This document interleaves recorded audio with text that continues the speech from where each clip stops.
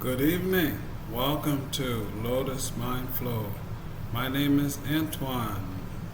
Let's talk about karma and recent events happening. Spiritual and historical reflection on the flood. The recent flood that devastated parts of the southeastern United States, particularly North Carolina, was not just a natural disaster, it was a karmic mirror reflecting both environmental imbalance and spiritual opportunity. As emerged teaches, quote, suffer what there is to suffer, enjoy what there is to enjoy, regard both suffering and joy as facts of life, and continue chanting Nam-myoho Renge-kyo no matter what happens, end quote. That's from the Gosho, Happiness in This World. The sentiment echoes the Lotus Sutra's profound view of adversity. The Lotus Sutra says the world is impermanent, like splashes of water, bubbles, a mirage, the feeling of repulsion, for it should quickly awaken in you. Nietzsche reminds us that even the most painful karma can be transformed into mission.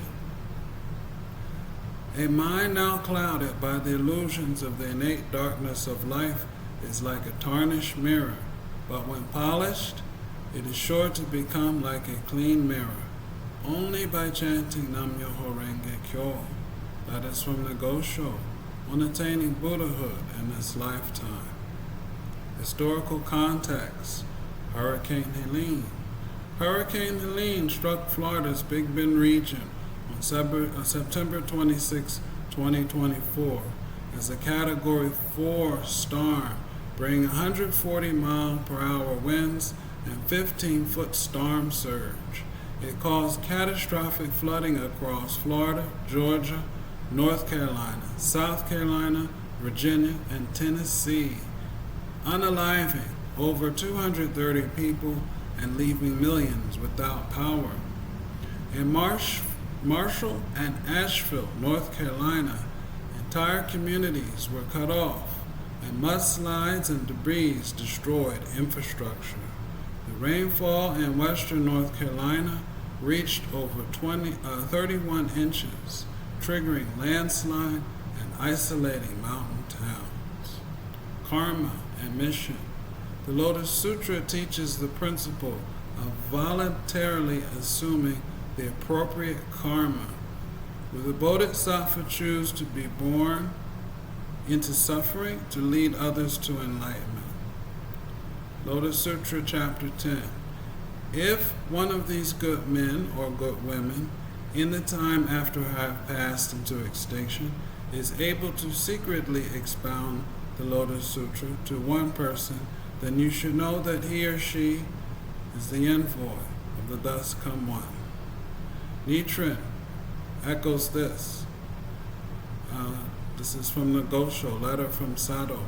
When iron is heated, if it is not strenuously forged, the impurities in it will become apparent. Worthies and sages are tested by abuse. Let's take a deeper look at what happened in the past in western North Carolina. First, we'll draw attention to then President Andrew Jackson in the 19th century. In 1830, Andrew Jackson signs the Indian Removal Act. In 1835, the Treaty of New Echata is signed without the consent of most Cherokee. The Cherokee's indigenous homeland is in western North Carolina. And in 1838, federal troops round up Cherokee families. Nearly 4,000 died in what is historically known as the Trail of Tears. Not cheers, tears. The Catawba and the Lumbee peoples also endured displacement and cultural suppression.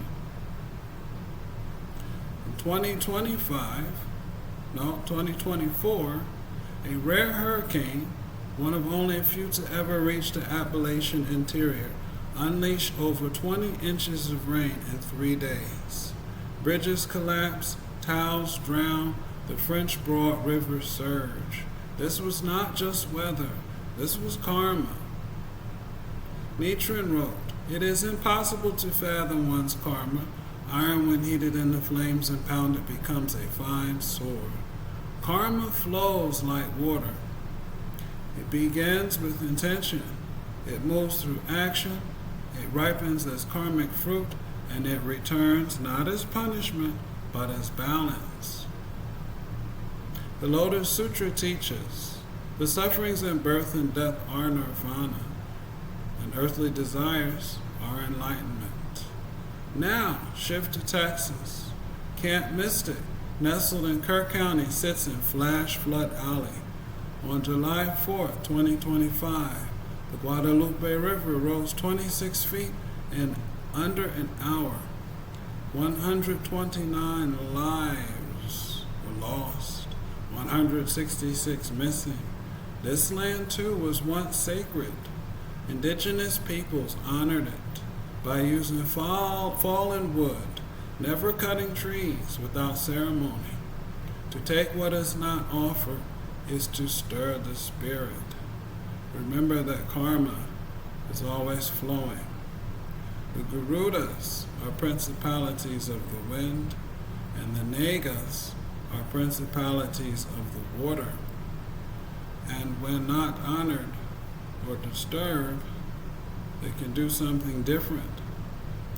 And then there's the Atlantic. The ancestors of Africans thrown into the ocean during the Middle Passage did not vanish. Their spirits merged with the sea. They became part of the current, the tide, the storm.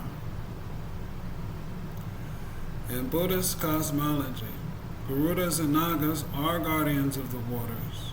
Some say the spirits of the enslaved may have collaborated with them, that this storm was not just meteorological, but metaphysical.